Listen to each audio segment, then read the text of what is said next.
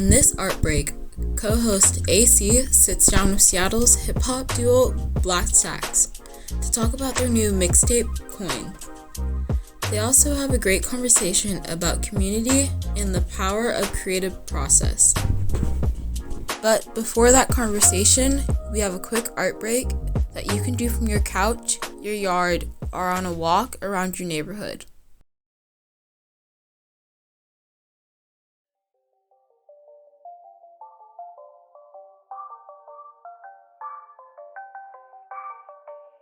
We have all heard about or experienced the impacts of rising cost of living and Seattle's housing crisis. Even when conditions may force you to move neighborhoods or even cities, finding a place where you can feel at peace is important for our mental health and well-being.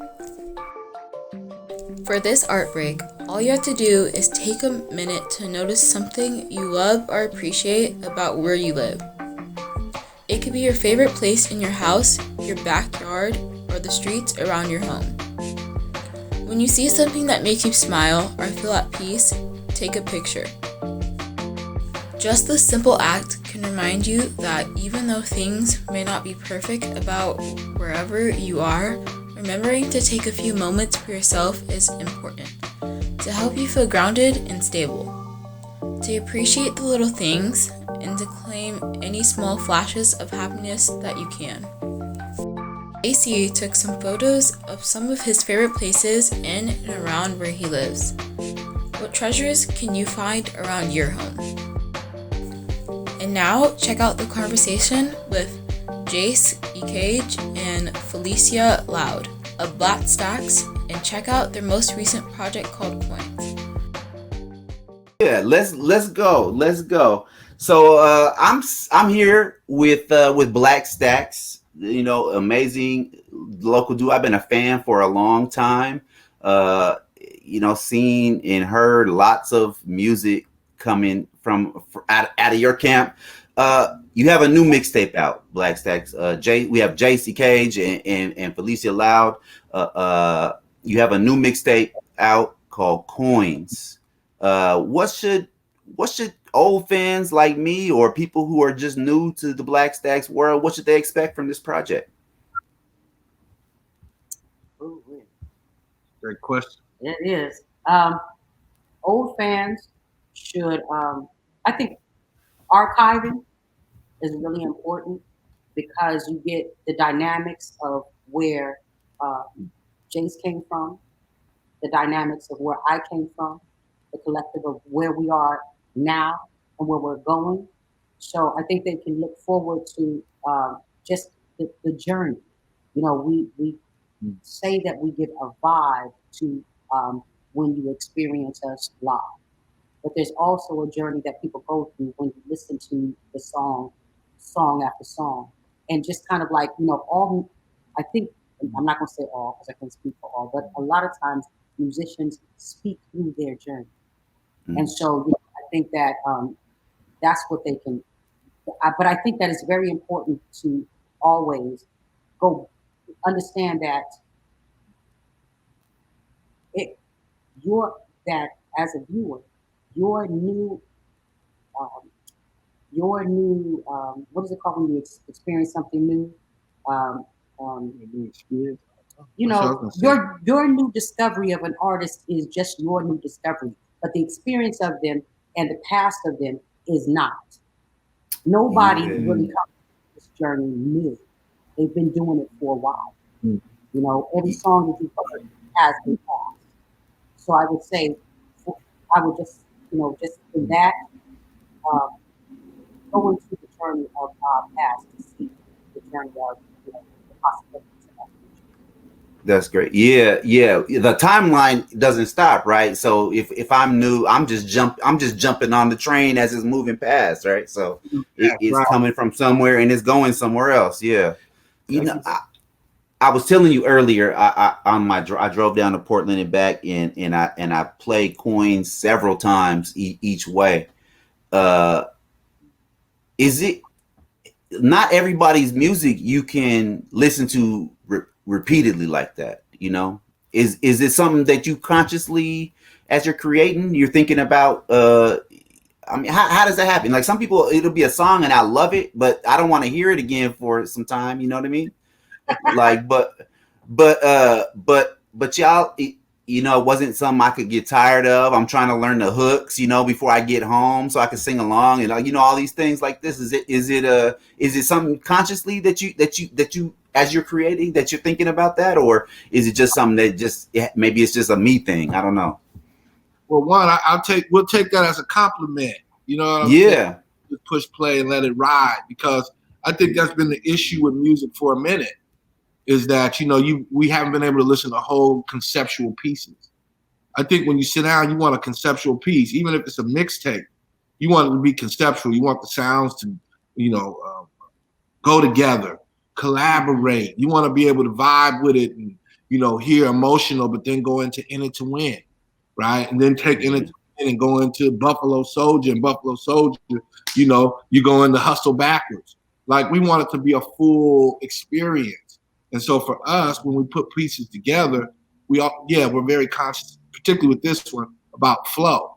Like, because a lot of these songs, you know, as Felicia likes to say, is, you know, it was pre-pandemic, it's during pandemic, and as we're figuring out what we're doing coming out of pandemic. You remember that? Yeah, I remember that very clearly. And it stuck out because it was like, that's true. And that's the journey of what she's talking about, right? Ultimately, that you're on with us, right, at that time. So I always like to look at pieces two ways. Listen to it from beginning to end and listen to it from end to beginning. Mm. How does it flow, right? Can I do that? If I played it the other way around, what would my vibration be? Would I want to turn it off and skip songs? Or would I really that be the same kind of energy, the same flow? So when we put it together, it was just about making sure that everybody was able to, you know, get a feel for what Black Stax is about. Because as we talk about, we stack music. Yeah. So you're not just gonna have just one sound. You're gonna have a lot of different feelings, a lot of like combination of sound. So right. You talked earlier about the Black Stax live experience, and I feel like this project Coins, it really feels, you know, I know it was you recorded in a building somewhere, I assume, but it really felt like you know how it feels to be in the audience and watching y'all rock a stage. Is how do you capture that while you're indoors in you know, behind a microphone and there's no crowd there? How do you capture that same energy? You know, self energy is captured through your, I would say, you know, through your emotional connection to the sound, the sound of what Greg Fields brings to the music, the lyrics that Jace brings to an MC, you know, the vocals that I bring to the melody, you know, and we have Sydney, who is on keys, but her participation is now that live version. And so, you know, capturing it is just about, you know, every moment has its moment and then it's gone. And the wonderful thing about recording is that you capture that moment in the recording. So a lot of times we may not correct the imperfections because of the moment and the flow of like what happens next. Because if you try to capture the perfection, you lose the moment. So I think that has to do with that, because we're not so self-conscious. Now I'm a little bit self-conscious because I will say the wrong word, pronounce the wrong word. You know, the lyric, the harmony won't sound the way it needs to sound. But you know, Jace can remind me that, you know, that it's not about being perfect, because when and life are perfect.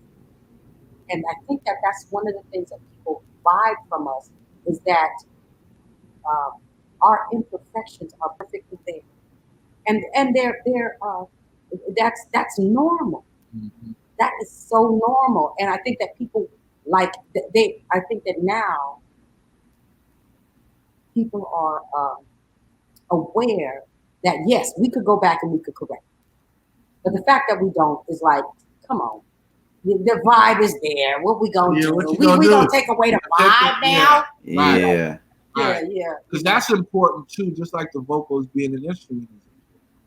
Right? A lot of times people get up there and they always think about the words, but not the instrumentation of how the words are being delivered.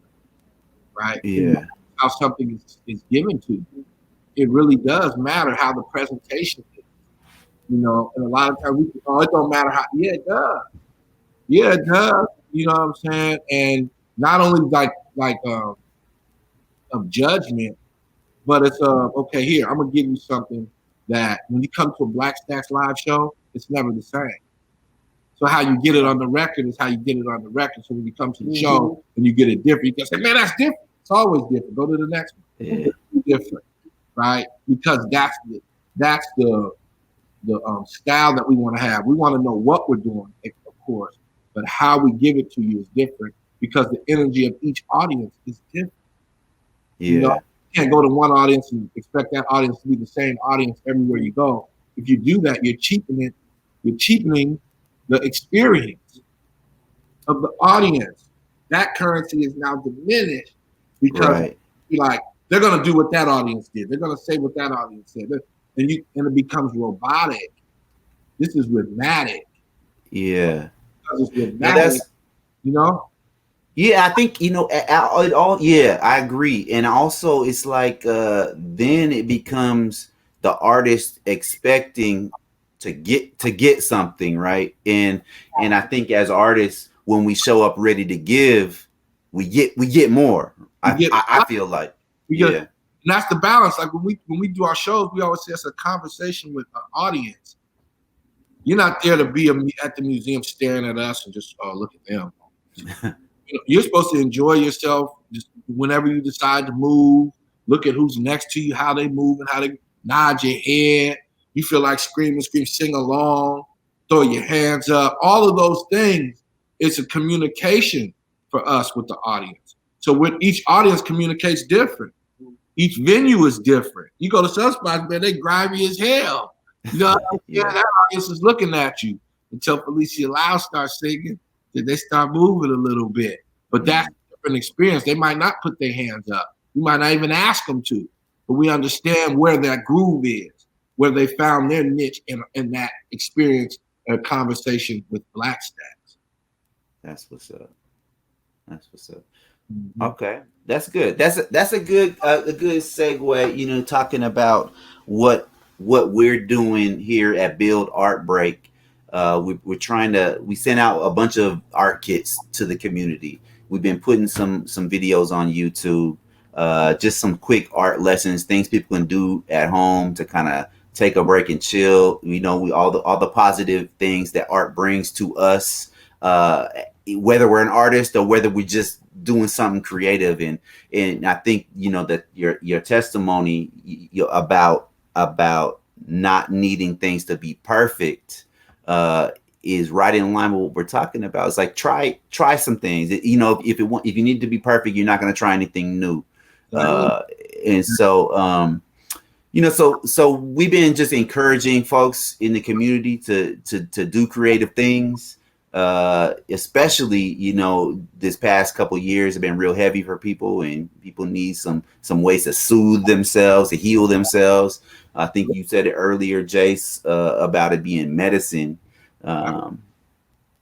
So, you know, from your experience, what are some of the benefits to being creative, either for yourself or for others? You know, socially, mentally, emotionally. What are some of the benefits to being creative for you all? You know, creativity is not limited to people who categorize themselves as artists. Every human being is an artist in their own way of living. Period. The way they dress, glasses they wear, you know, and how they walk. You know what it is that they eat. You know how it is they speak to one another, and show Say the question again. It's right there. Yeah. What are some of the benefits to creativity? Some of the benefits is that the benefits of being creative.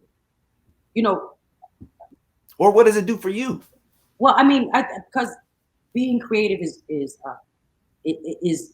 being, because you know sometimes you don't create creativity, being creates creativity.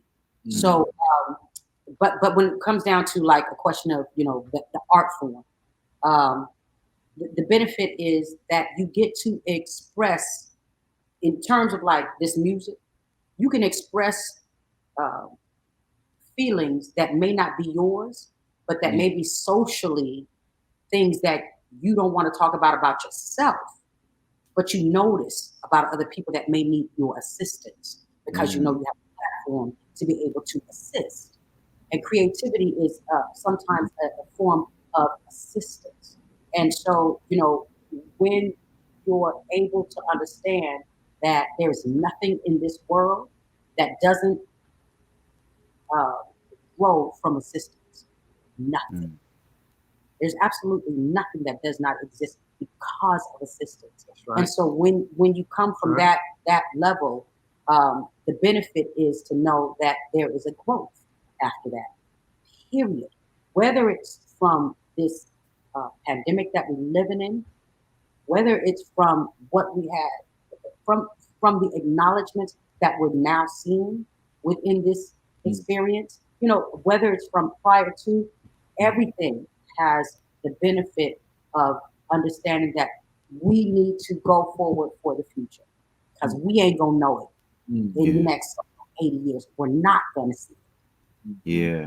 So being able to contribute as you live your creativity in the here and now is the benefit. You gotta be happy to wake up. That's the benefit. Yeah. Somebody once asked me why did I write when I was writing a lot of poetry, why do I write poetry? And I said at that time, it's kind of what you're speaking to, it's like having the recipe for oxygen. You know what I mean? Like it's you get to live not just your own life, but you get to live all these other lives too, because you're really paying attention to what's going on with people emotionally and mentally, and trying to understand it, and then process it and put it back out in a way other people might understand it differently. And so it's really without doing that, I would just feel tightness, I guess, in my chest. I wouldn't be able to live and breathe. So it's sort of like, it's like having a recipe for oxygen is how I think of it. It's like, it's just a necessity. I like that. Yeah. I mean, you could, being the voice of the voiceless is so dope. Yes. People that have something to say. Yeah. A lot of these things that are happening on the planet that we live on. Right? Like if we look at just, the so-called justice system in America, which is a joke off the top, it's just a joke. Yeah. Right? It's like, they think every time they, America gets accused of something, kind of laughs it off. Oh yeah, who are you to hold me to? But like, we're in a system where we're watching a lot of things happen where voices are being shut down. They're being closed off. We're not really getting the information that's necessary to survive that oxygen. And to be able to do that, it's refreshing. It re-inspires you to remember why you're alive. Yeah. Like, what is my contribution at the end of the day? What is my contribution? When I leave this, what has been my contribution? Like I had a lot of kids. Didn't take care of none of them. You know what I'm saying? Okay, wow, great contribution, partner. Yeah, right. I was in this position. I held this position for 20 years. Okay, and what other young person did you help? Did you mentor? Did you inspire? Did you give an opportunity to? Did you place in a position? Not just one. If you've been there 20 years, don't tell me one. Right. You helped? How many do you still stay in contact with? How many, if they seen you in the street right now, would punch you in the face? You know what I'm saying? Rob your ass, you know. I mean, for real. But Yeah. this is reality. And so, you know, when you're able to do something creatively that connects, it just means so much. Because you're touching many different styles of people. And you're speaking for the voice of the voiceless. And if you take it, Yeah. then you become satisfied. You know, be able to say I'm a creative. That's very satisfying. Right. Yeah. You know, Yeah. so I have a quick list of questions here. I'm not asking them all, but you guys because you all are answering most of them before I get to ask them. Look, what the next one was going to be right here. You both are MC. Jace, you MC. Felicia, you singer and you act. You just did a project on stage very recently, right? Or is it still going on? Anyway, so I was also thinking about you two as mentors and teachers, which I know you both are very active in. And I was going to ask, why is it so important to be involved in mentoring and teaching? But you couldn't answer. But given that it's the question, is there anything else you want to add to that? Like, Um,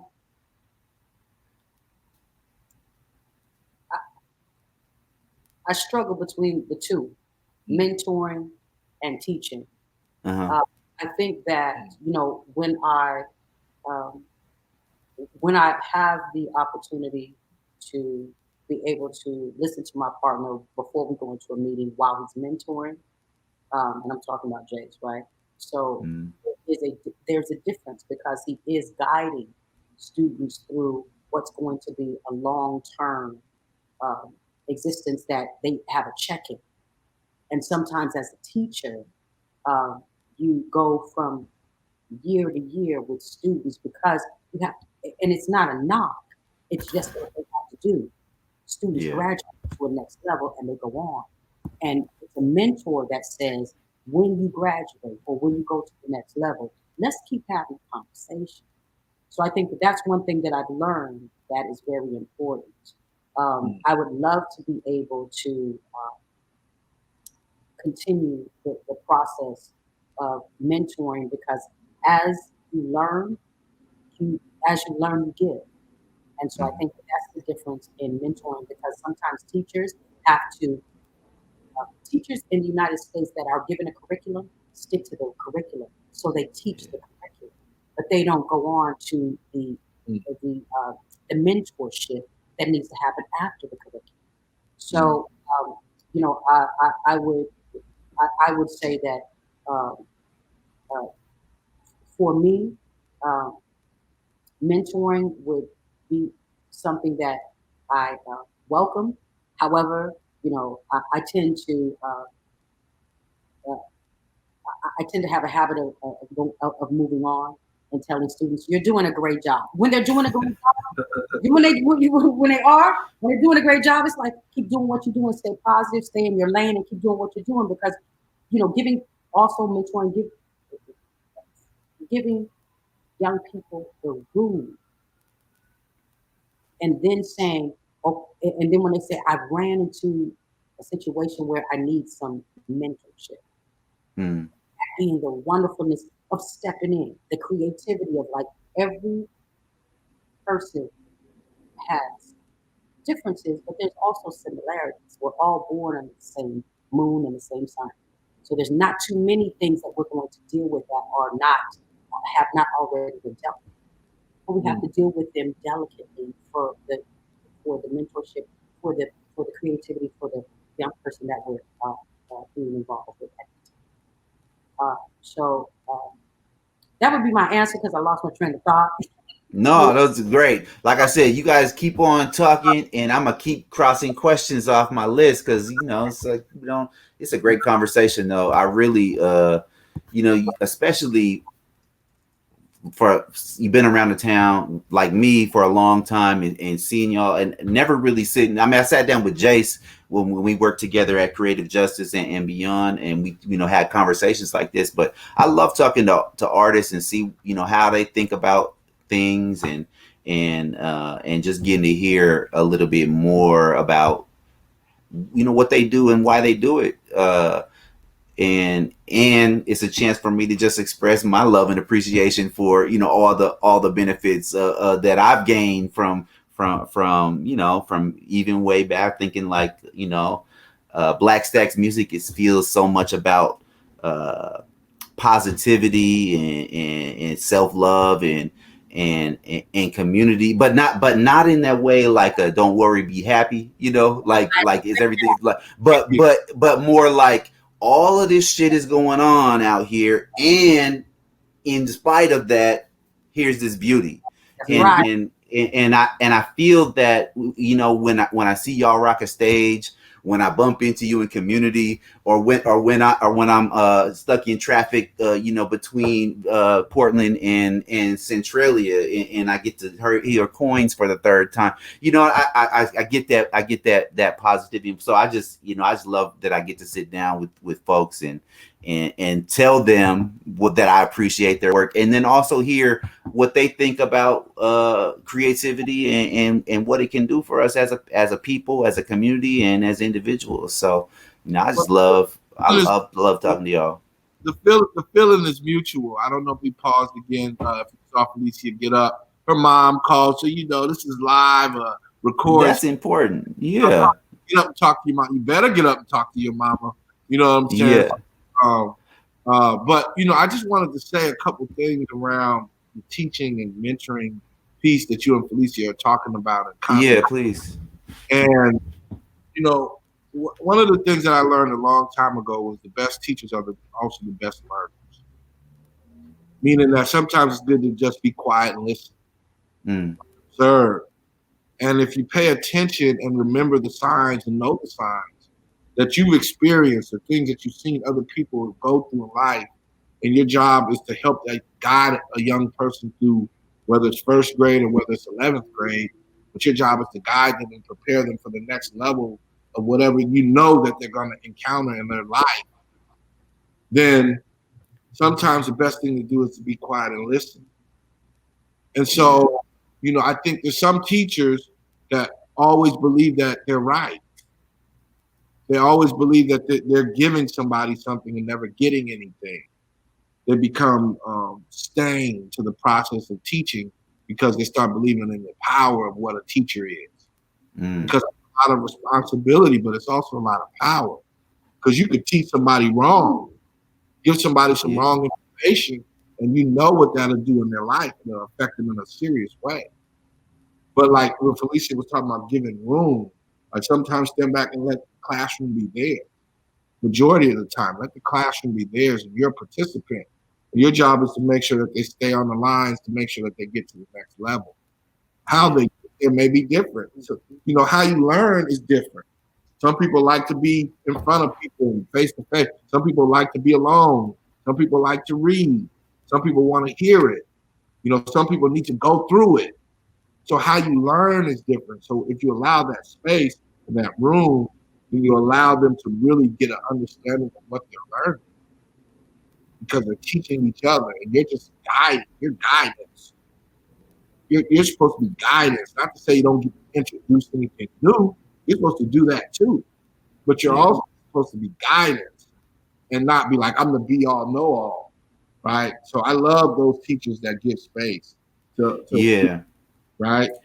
I agree. I feel like, if you're one of those teachers that's just, here it is, here's the lesson, you're drilling it, then especially in a creative field, when so much is about trying stuff and seeing how it works for you, and maybe inventing a new way to do so, all of that stuff. Like if I'm just drilling the skill, there's no room for anybody to explore that stuff. And so when somebody's not there giving them the writing prompt or the lesson, then it's sort of like a writer's block, or it's a creative block. But really, it's you just didn't allow that space for them to explore that way.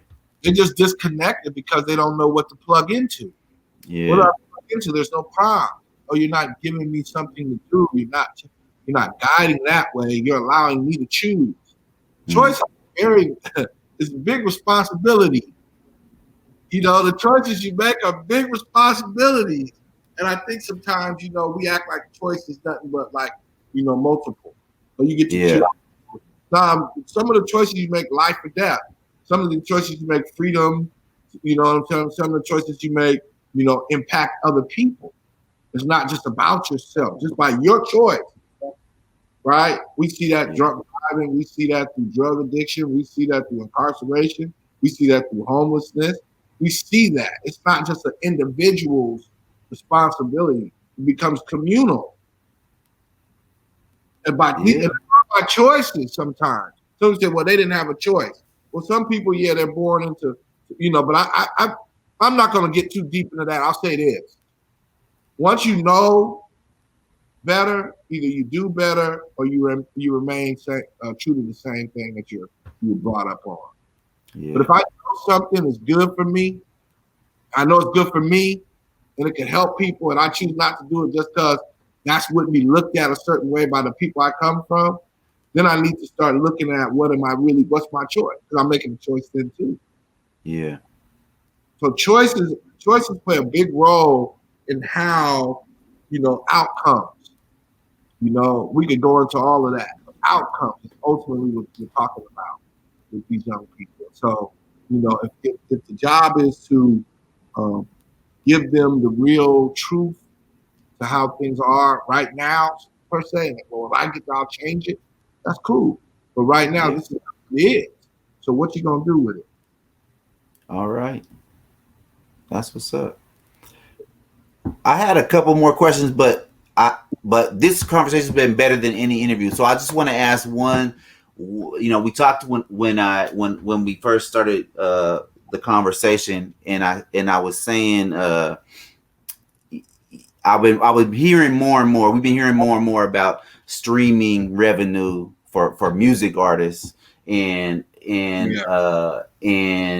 how it doesn't get to the people that's creating, and so knowing that, and knowing that live venues are still on their way coming back from the pandemic, you know, given the times that we're in, the internet age, in the pandemic, all these things, how can folks best support independent music artists like Black Stax? How you want folks to show up for you? Well, I love the live show. I'm gonna shake a hand, make a friend type of cat, sell the merchandise out the back of your trunk. You know what I'm saying? Get it after the show and meet me at the car. You know, I'm that person, you know, and I was telling somebody the other day, we made more money then. It's very interesting to me that we made more money then. But in this new era, I think the best way to do that is to find platforms, whether it's websites that the artists are running, and they're doing the self-manufacturing of the product and getting it out to you, or going to places like Bandcamp, where you're actually paying for the artist's material and not utilizing the Spotifys or the Tidals or the Apples or any of these streaming services, because what you're paying in the streaming services, you're not paying the artist for their work. You're paying the streaming service so that you can play the music. And the streaming service is giving an artist a cent, maybe 1 penny per stream. So every time somebody streams your music, you're getting like 1 penny per stream, right? But if you go to Bandcamp and the artist has just dropped a new project and they're charging you $11.99, you can actually pay the artist for the work that they did, for the artwork, for the studio time, for the beats, for writing the song, for putting it out there, for marketing the song, for promoting the song. That's where you support the artist, is making sure that the artist is receiving the funds, the currency, the money, the exchange for what it is that they are selling their product for, right? Because I was thinking about this the other day, like, you know, you got all these thousands and thousands of streams. The cat's is making $100. Right. I mean, how do you have 300,000 streams and you're making $3,000 at the very most, which you're not gonna make. You need about Right. more like 3 million streams. But you got 300,000 streams, you're getting $300. Yeah, I mean, I think about that a lot. You know, when we expect folks to create art that we intake, consume, know and love sometimes, and then we expect them to make all of that after they work 9 or 10 hours at another job. You know what I mean? And be parents and live their life. You know, and I know I get home and I be tired. You know, I think I'm gonna get home and I'm gonna write the next great American novel. You know, whatever it is, like, and be exhausted, right, from working. So yeah, I think, you know, and nobody gets into art thinking they go get rich and famous. I mean, some people do, but that's not why we become artists, I think, most of the time. But it'd be nice if you could, you know, eat a sandwich with a salad on the side too, if you want, you know, rather than have to choose, right? Like, but see, that's what I'm saying. It's like we become so programmed to think that, you know, I'm getting it fast, I'm getting it easy, I'm getting it. It's, you know, it's no issues, no problems. I'm just getting this because the value of art has been lost. The value of art has been lost. You know, it's like when people put on shows, the last thing they think about is paying the artist. Unless you're an artist that's going to pull in so much amount of revenue for them, right? These spaces, you know, these local spaces, you know. I talk about, you know, for me, more importantly, for because you asked what's the best way to support independent artists? Mm-hmm. I think it's supporting, you know, going and buying their stuff on a Bandcamp as opposed to just getting it off of Spotify and Apple Music. And that's cool. You know, I don't mind that. But if you're going to do that and you really support these artists, then make sure that the artist is getting fair exchange for the product that they're putting out, right? If they got a show, go to the show. You know what I'm saying? We don't do a lot of shows in the city for a reason, in the town for a reason. You know, because one, we don't want to put the strain on you. You know, every week you're doing a show, come get me money, come get. That kind of play out. But two, is also like respecting the audience and wanting to deliver something that's going to be memorable and valuable to them. Right? So when we do a show, come do a show. You know what I'm saying? You're going to catch us in the community. We from the community. We in the hood. You're going to around at an event. We're going to be somewhere else supporting people. And artists need to support other artists in the town. Yeah. You know, we talk about it a lot, but how many times do you see an artist that you're not in the same clique with and they have an event and you just show up? Right. You know what I'm saying? And just show up. Take a picture. You know what I'm saying? And put it on your Instagram, your social media. Act like you was there. But let's start supporting each other in a way where it's like, okay, artists are dropping material. Let's support that artist. Yeah. And you know, I want to add, you know, with Timberland and Swiss Beats with the verses, artists supporting one another. You know, that thing of like, you know, I was watching Wikipedia. Wikipedia is now asking for donations for their information because they're finding that other corporations are trying to take over what it is that they're doing. So they're asking for that. So it's like you're asking for information, just like people are asking for music. They're asking for, you know, where they're going to find this. But we found that in times of, and it just happens, sometimes in times of turbulence, people find their best value in digging deep into finding out how they're going to survive. I think that Swiss Beats and Timberland found that, but they found it in the way how they could support each other and how they would support artists that they appreciate, and people pay for that. And so it's like, okay, so that is the like that support system, and like because we don't, how we don't have to always look to what we know as the norm. You know, Jace and I were talking before. The new norm is supporting one another. Artists have always had the power, but we have been conditioned to believe that we are less than the power and the creativity and the art that we give. Only because it is how America works. It's not something that is natural. The unnaturalness of how America works is just how the world falls into it because there's a false belief of of control. So, I think that, when you control, how you're going to be righteous with the people that have been supportive of you, and that will, the exchange, the currency of the currency of respect. The currency of respect is more valuable than the currency of money, because the money will come from that, or your exchange will come from that. What can I do for you that you do for me? And that's the exchange. Right. I think that there's that. That is, I think that drives harder than anything else. And I think, for me, it's just hard to tell them, go buy our stuff. Like, I'm not one of the guys, right? We hustle, but we ain't hustling like that, right? It's kind of like, this is the quality and the things that you say you're looking for. Yeah. Here it is. And all we ask is for fair exchange. We don't ask for more, and we don't ask for less. If we're going to put out a product, it's going to be quality product. We want you to be able to play it riding up and down from here to Portland more than once. And be able to, I want to know that hook. I want to be able to us, that's currency. Yeah. That's fair exchange, right? So all we ask is that you go to Bandcamp and buy the stuff. That's all. That's the exchange. We don't need a couple of lattes, right? That's all it is. A couple of lattes. Right? And then those that believe in you, they're going to do more anyway, because there's a certain belief that they have of what you're doing. Like, the impact of this is bigger than what you're asking me.